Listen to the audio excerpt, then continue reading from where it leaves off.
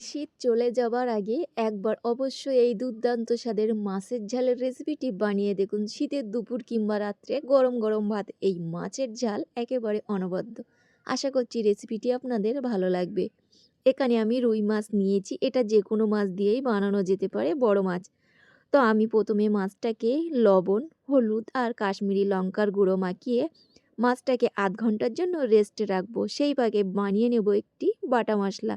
এখানে নিয়ে নেব কয়েকটি কাঁচা লঙ্কা, রসুনের কোয়া, আদা আর গোলমরিচের গোটা গোলমরিচ, আর নেব মুঠো ভরে ধনিয়া পাতা। এই রান্নাতে ধনিয়া পাতাটা মাছটার এটা বেশি করেই নিতে হবে। এবার কড়াইতে তেল গরম করে একে একে মাছগুলোকে ভেজে নেব। বেশি কড়া করব না, মাছগুলোকে একদম উল্টে পাল্টে হালকা করেই ভেজে নেব। তো দেখুন আমি ভেজে নিচ্ছি, মাছগুলোকে একদম হালকা করেই ভেজেছি। দেখেই বুঝতে পারছেন আমি ঠিক মাছগুলোকে কতটা পরিমাণ কড়া করেছি। এবার ওই তেলেই দিয়ে দেবো 1 চামচ গোটা জিরে আর কয়েকটি শুকনো লঙ্কা আর দারচিনি ফোড়ন। কয়েক সেকেন্ড জাস্ট নাড়াচাড়া করে নিয়ে দিয়ে দেব পেঁয়াজ। এখানে একটু পেঁয়াজ কুচিটা বেশি পরিমাণেই দিতে হবে এবং খুব ভালো করে 1 থেকে 1.5 মিনিট পেঁয়াজটাকে ভেজে নেব।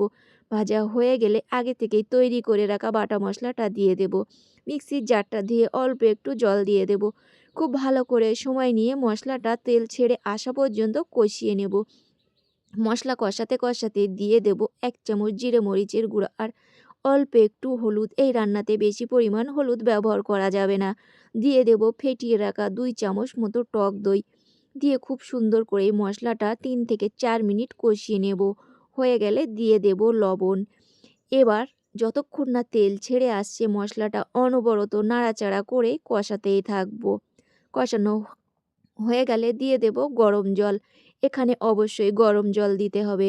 সবটা মিশিয়ে নিয়ে ঢাকা দিয়ে ফুটতে দেব। যখন ফুটতে শুরু করবে তখন একে একে মাছের পিসগুলোকে দিয়ে খুব সুন্দর করে মিশিয়ে নেব। তো আমি মাছের পিসগুলোকে সব দিয়ে ভালোভাবে উল্টে পাল্টে মিশিয়ে নিয়েছি।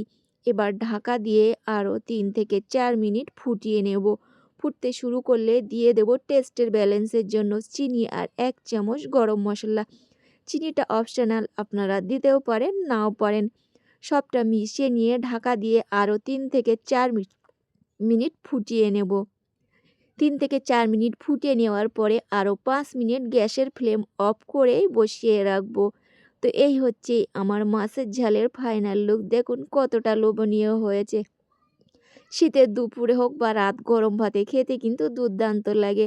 এটা অন্য সময়েও বানানো যেতে পারে, কিন্তু শীতকালে ধনিয়া পাতার যে ফ্লেভার টাটকা সেটা কিন্তু অন্য সময় পাওয়া যায় না। আল্লাহ হাফেজ।